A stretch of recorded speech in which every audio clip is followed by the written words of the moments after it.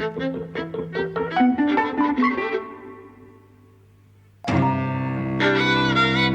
and welcome to Dropping at the Movies. I'm Mike. And I'm Jose. And we've been all the way to Nottingham today to see Journeyman. Yes. Journeyman. New film from Paddy Considine, written and directed by him. From my understanding, it's supposed to have a general release in the UK on March 30th, which was about a week ago. Uh-huh. And I didn't see it anywhere in Birmingham. It was recommended to me by one of our listeners, Bob. And so I went looking for it. The closest place was Nottingham, apparently. Someone else has said that it will be showing at the Electric Cinema at the end of this month, I think. Right, okay. But anyway, we buggered off to Nottingham because I just didn't want to miss it. Yeah, and I want to say a word about the Broadway cinema and, just say what a pleasure it was to visit there. It's a fantastic social space. It's got a bar, it's got a library. You can see how it's embedded in film history. They've got posters of film appreciation classes from the 1960s, seasons on Judy Garland, signed photographs of, Shirley MacLaine and everybody really. It's also connected to education, to film appreciation.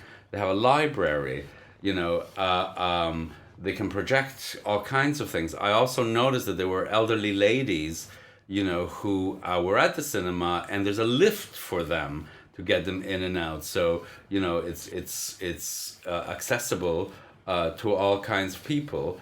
And also it's embedded in the community. I noticed that the cinema that we saw Journeyman in was the Paul Smith Cinema, named after the Nottingham designer, I believe.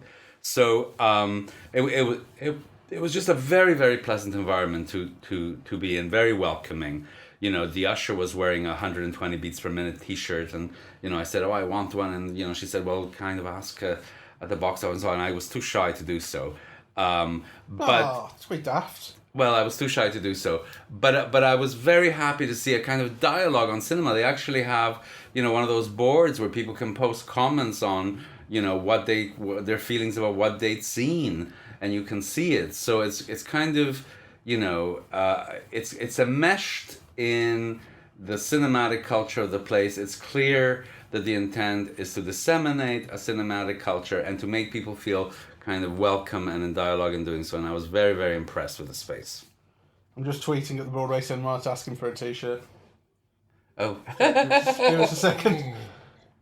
My friend wants one of your 120 beats per minute t-shirts.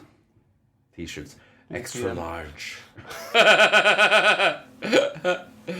T-shirt, but was too much of a chicken to ask. Well, that is the truth, so... Any chance he could have one? I'm happy to buy it. Please.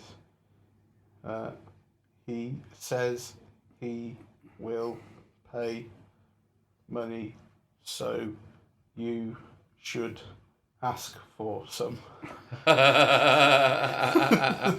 Okay, come on, let's get back on topic. Right, the film is about, the non-spoiler version of the film, the premise of the film is Paddy Considine is a world champion boxer. He's won this title by default because the boxer he was supposed to be facing pulled out because of an injury. So the title has gone to him. He kind of has to prove that he's actually worth it. So he takes on this fight with a much younger guy, a kind of live wire upstart sort of guy. He was very aggressive in the press conference. After the fight, he goes home and just sort of collapses. He has some sort of brain event. Loses a lot of memory, loses a lot of brain function. You don't know what the details of the injury are. It's just some traumatic brain injury, but you see this big scar on his head where an operation's been done, and from then on he's slightly lobotomized, and he has to relearn how to walk and talk and all these relationships with people. He kind of turns into a bit of a toddler. I don't think that's being cruel. I think actually the film suggests it because he has a baby, and I think the toll that it takes on his wife it becomes, instead of a lover, she now has two kids to deal with in a way. I think the film is suggesting that. Yes. So the film then is about how his relationships fare, how they kind of break down and rebuilt, and how he rebuilds his life. Yes. Spoilers here on. Yeah. It's a film about a boxer, and I'm very interested in boxing films because I think, as a genre, they're really about what it is to be a man and how to be a man, and, kind of the problems with being a man whilst trying to achieve the American dream or, success. And it's always kind of filled in with considerations of race and class and gender. So I find it's a very, very rich terrain, right, in which to work. This film doesn't kind of follow the genre formula, so to speak, right? So it actually kind of, begins at the beginning. He's very successful already. He's got this beautiful house, or, what passes for a beautiful house, the kind of house that you see in, like, that program where they go show you footballers' apartments, right? It's kind of... Cribs. Yeah. It's a nice place. I mean, he's done well for himself. Yeah, it's a nice place, but it kind of shows that it's new. It's not quite lived in. Yeah, it's empty of furniture, so the key thing really, it's sparsely furnished. It's a recent kind of purchase. Yeah, right? I mean, I guess he's recently become world champion, and that's his financial status has recently been elevated. That's right. So the film kind of begins by showing this, and by showing, he's a very loving husband and father, and then he's got the fight. And actually, the aneurysm or whatever it is only happens to him once he arrives home. And then his friends drop him, really, or you get the feeling that his friends have dropped him. They're very uncomfortable around him. They're very uncomfortable around him. And then really the majority of the film is about him finding what he values most in life, which is really his wife and his daughter. That's really kind of, I would say, the narrative of the last half of the film, would you say?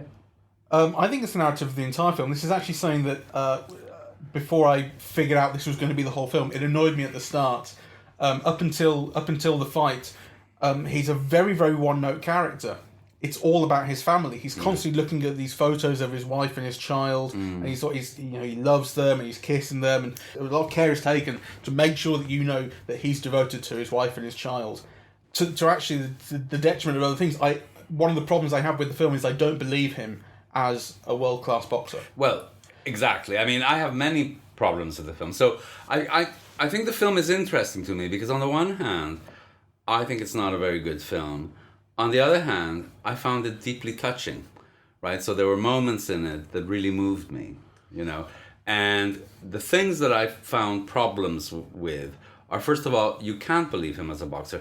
He, as fit as Paddy Considine is for a man his age, he's got nowhere near the type of body that a boxer has. Well, what I'm getting at is when it comes related to the family, because obviously... this is not to say that boxers are not devoted to their families. Yes. Of course they are. But he is sort of such a softie, really, that element of his character, that in his private life he is emotional and devoted, it kind of spills over to his professional life. So particularly I'm thinking of the press conference where the young lad's trying to spar with him, and obviously he's the kind of elder statesman, and it's probably going to be his last fight. And he's and there's this thing about how his dad has passed away. His dad was a bit of a figure in boxing, so everyone's kind of aware of that.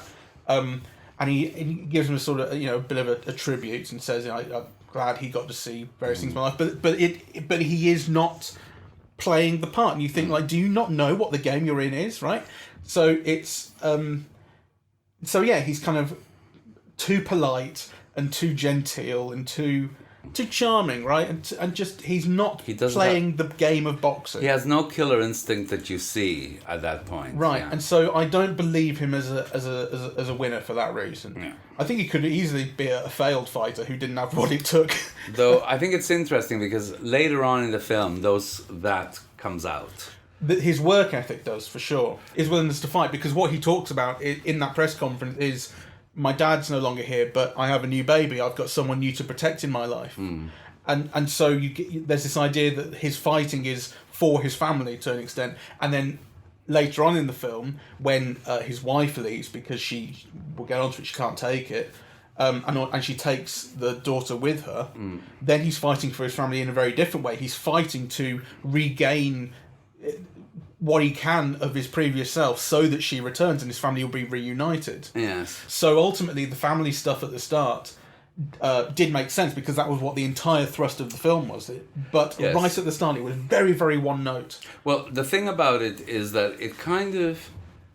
I saw it as a television movie in a way, right? So it kind of makes sense structurally in terms of dialogue, and you could see how kind of like, you know, the images are nothing to speak of, really. The film feels thin visually, right? And what carries it is really the dialogue and the performances. And I think it does carry it. I did find it deeply affecting. But until you get into the groove of it, you think, oh my God, this is lacking. Kind of, you know, what are we looking at? There's nothing to look at, right? Like, you know, and you end up paying too much attention to things that should be more unconsciously absorbed. You know, you notice what he does, the gestures that he makes with his fingers. You notice his walk and, you know, how he's doing it and how his walk changes, like, through the course of the film. And really, you're doing that because really there's nothing else to look at in the film. Yeah, I know what you mean. Like, his performance is kind of mannered, but I think it's very, very good. I think it's well observed. And the fact that it changes throughout the film and you can notice it, I think is a good thing. You see his improvement in his ability to control his motor function and that sort of thing, and the way his kind of his physical tics change and lessen, I think is really good performance. It is, I agree. But the fact that that is the centerpiece means you are picking up on it sort of so much that actually it becomes almost a distraction of itself. Yeah, I mean, you know, it's interesting because you know, after we saw the film, I looked him up on Wikipedia just to remind myself. And actually, I have seen him in a lot more things than I thought I had. Yeah. Right, including on stage in The Journeyman. Sorry, the Ferryman is what I meant. Right. But one of the things that it mentioned is that he's got some kind of optical disorder. Okay. Right, that you know, that he cures through a kind of a colored lens. And I just thought, well, you know, how interesting. I wonder if that affects the filmmaking, because, you know, I was kind of stunned by how lacking the film was visually. So, you know, when you think of boxing films, you think of very spectacular images, glistening bodies. I mean, think of what Scorsese does with Robert De Niro, you know, and all of those fights in Raging Bull, right? Or Body and Soul, or the Robert Wise one, what is The Setup? Right, like they're kind of, you know, magnificent visually, and the genre lends itself to do such kind of interesting and complex and, you know, striking things visually. And there's none of that here, absolutely none, right? Earlin syndrome, a condition in which the brain cannot adequately process visual stimuli. His condition has improved significantly since he began wearing purple Earlin filters. So that's I had no idea. I had no idea. And I don't even think, I don't know if it explains anything, but it's just interesting that a film that feels so visually simple, really, or and thus lacking, you know, is made by someone who's got an optical disorder. I must say, you haven't seen Tyrannosaur, have you? No, I haven't. His previous film, I think that was his first feature, which I've seen. It's a brilliant film. And I mean, that's not a controversial opinion. People love that film.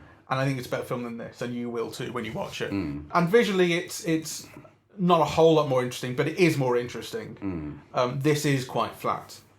It was on my mind slightly, Tyrannosaur, because there's a kind of central opposition between the two films. Whereas Tyrannosaur is all about finding love and tenderness in a really brutal world and situation. And there's a part of this film where it's the absolute opposite. When he's first coming to terms, trying to cope with his situation, and he's being he kind of lashes out at his wife a couple of times, and it's incredibly shocking outbursts of violence that nobody's expecting. I mean, and I think it's shocking in the best way.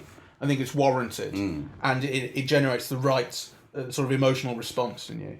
I don't think it feels cheap or anything. But that's about kind of... it's this beautiful world where everything's been going right. He's got this beautiful family. He's got this nice clean house that they barely even moved into, and brutality is making its way in now. But this is a very loving film, and actually, what I did love very much about it is that the accent is on men feeling, which I think is, it's not as unusual as I sometimes make it out to seem, but actually it is relatively unusual. Like, usually men do and women feel in cinema. Yeah, and so to have this really be about a man in love, and a man losing his love, and a man afraid of what he's lost, and a man who feels he can't recover it, and thus, and so the meaningfulness, the meaningfulness of his relationships and his family, to a man who cries for what he may have lost, is very moving. Well, he's also reduced. I'm thinking about that crying. He's reduced to a mental state in which emotion is more foregrounded, I think, to him, and he expresses it more readily.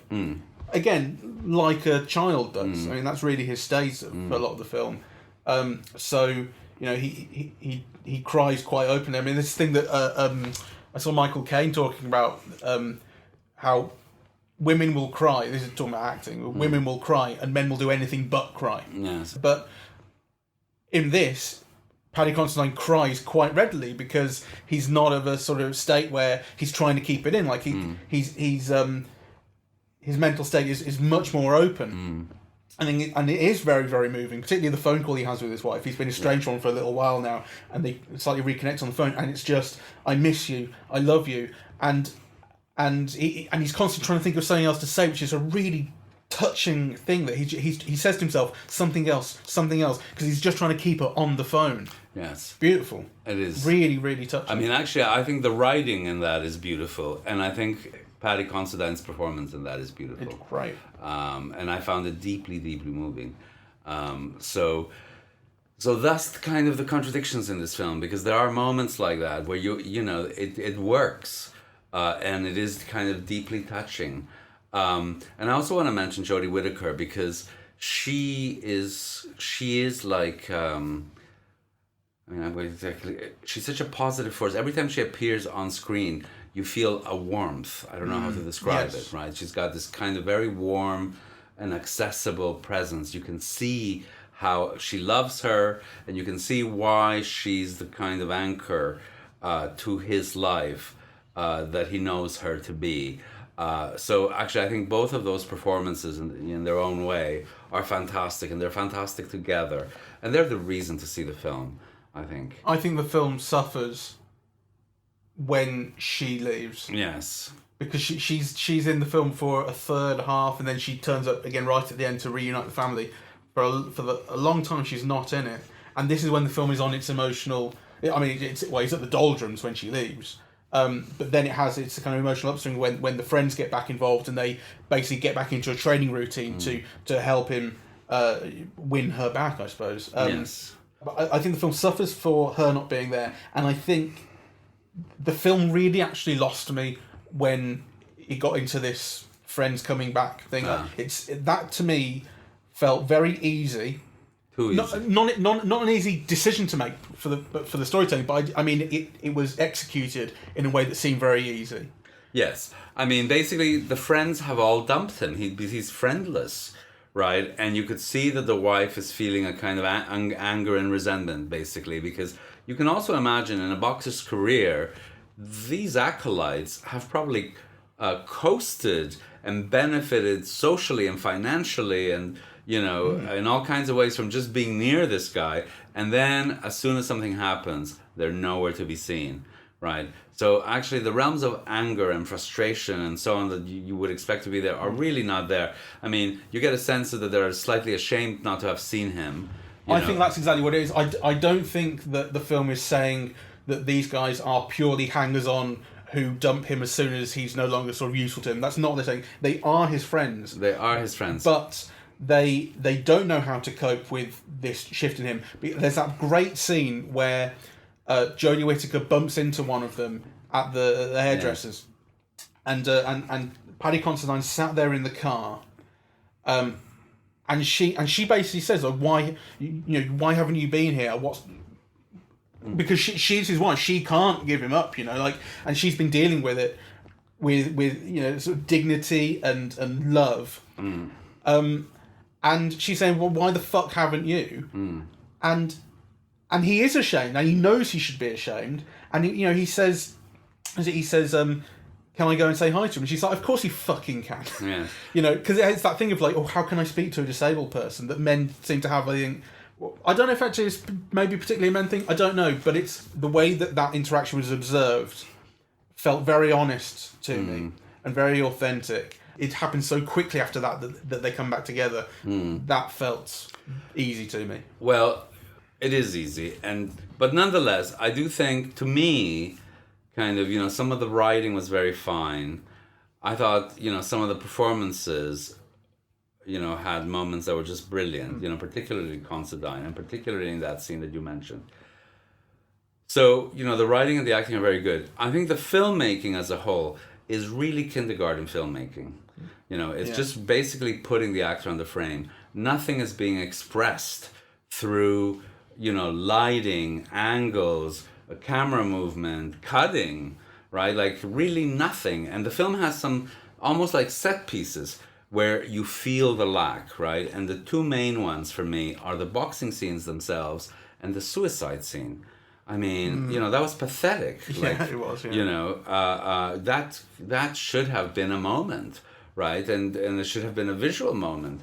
And, you can see that basically he lacks the skills to kind of communicate it, kind of using the medium, really. So in that sense, I found the whole film disappointing. Yeah, I agree with that. Although I think those couple of moments of physical violence towards his wife that show up completely from out of nowhere and shock you, yes, are done well. And I think it's precisely because there's just no clue that's going to happen. Yes, and though it's perfectly understandable when it does. Yeah, right, exactly. But like, there's no kind of. But the filmmaking is not sort of. It's not ominous or anything like that. It's just showing you a scene quite plainly, and then, oh my god, it changes. Well, and the other thing is the baby going missing scene. Yes, that was very tense. Unbelievably tense and harrowing. And yes, there is filmmaking technique in there, right? It is editing. It's. He's trying to watch TV, the baby's screaming louder and louder, he turns the TV up, and you also see him to cut the mum upstairs, hoovering, so she can't hear. So that is filmmaking technique, building that tension. Yeah. I'm not saying it's revolutionary, but it is better than nothing. It's working. I think, I see that as the writing. I see, it's written that way. It's then kind of filmed very basically. So let's agree that kind of those are wonderful scenes, and they're very tense. Right, and they really work. And as I said, I was deeply moved by several moments in the film, like really deeply, actually. It's really touching and affecting. But in the context of this, I just think it's not a good enough film. Yeah. No, I mean, you're right. It is not good enough. And I think actually towards the end of the film, when things start getting very happy-dappy, things are coming back together, it really lost me. I thought this is... way too easy. I keep saying it's way too easy, but it is way too easy. It's just like the things start getting resolved very, very easily and quickly with these montages of training and working hard, and isn't it great? And I mean, it's almost. I mean, I don't know if the film is like consciously parodying like boxing, like training montages, because that is a thing. Yes. The training montage. This is a boxing film, but the training is of a different sort and to a different end. Nonetheless, it's kind of done with this thrust of like he's getting back to sense normality, isn't it lovely? And also the music was really heavy-handed. Yeah, the music was well, and to me that's another element. So the music was like pretty basic, and used heavy-handedly, and that combined with all of the other elements that I spoke of earlier. I mean, it does seem to me to be not much of a film, though quite a moving experience nonetheless. I mean, I'm sounding a bit contradictory in a way, right? I know what you mean. But I mean, it's an interesting film to see, and I would be very interested. I'm very interested in Paddy Considine as an actor, And, I think I'm very interested in him as a writer, actually. Kind of, as a filmmaker, I remain to be convinced. No, I agree. It's interesting because I think sometimes I think of films as being films that I admire without loving. I talk about liking a film's technique or storytelling despite not having really been into it. And this, in a way, is the other way around. Yes. I don't think the filmmaking is very admirable, but there is a lot to like in the film. Yes. And I think it will probably stay with you a little bit. Yes. Okay, well, I think that's kind of the way I feel as well, and that's a kind of a good verdict. If you don't have to travel for miles to see it, I would recommend. No, sure, yeah. I mean, still glad we did because we got to see that nice cinema, and Nottingham's quite nice. And, it was an experience. No, it was a nice day, and it was a nice experience to see it there. Yeah. However, the film was not... It's not a film that the is best part of the experience. Now that we know that. But we went to the National Video Game Arcade. Yes. Which was great. That was great, and the film was great, and we had cocktails, so a good day all around. Well, let's just be clear. You had a cocktail, I had a mocktail, I was driving. Right. Well, just in case any police officers are listening. Cocktails, mocktails. It makes a difference. You had a nice drink. All right, let's leave it here. We are on iTunes, Twitter, Facebook, eavesdroppingatthemovies.com. Do drop us a line. We love hearing from you, and actually, kind of, one of the reasons why we're doing this is a kind of a hope to engender a dialogue on these films. So please do feel free. Yeah, actually, as I said at the start, one of the reason that we saw this, the reason I even knew about Journeyman, was because one of our listeners and a friend of mine, Bob, mentioned it. Let me just find where he told me about it. He said, if you and that fella, meaning you, right, haven't seen Journeyman yet, you should. And if it doesn't move you both to tears, then I'll eat my Twitter feed. Well, it didn't move me to tears. Did it move you to tears? It deeply affected me. I didn't cry, but I welled up a bit. I certainly felt some rumblings yes. at several points in the yes. film. But no point did I feel like I was going to burst. No, if it's not cartoons, you rarely do. It's basically, cartoons, dogs. I just want to, I can't cry. I can't love a human. Need to get you a doll then. A robot would be ideal. If a robot learns to feel love, I will cry my eyes out. All right. Thank you very much. Thank you very much for listening. Okay.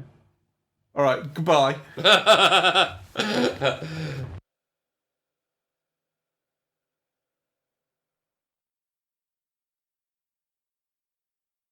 The one thing I did want to mention, this occurred to me during the film, and when you talked about it being like a TV movie, it occurred to me that it felt like a long EastEnders episode to me at points, to the point where actually you kind of think at the end it would have a thing, like during the credits it would go, and if you've been affected by any of the issues in tonight's episode, we've got set up a free phone number. It had that bit of a feel to it. Yes, which is not to its credit. No, it's not, no.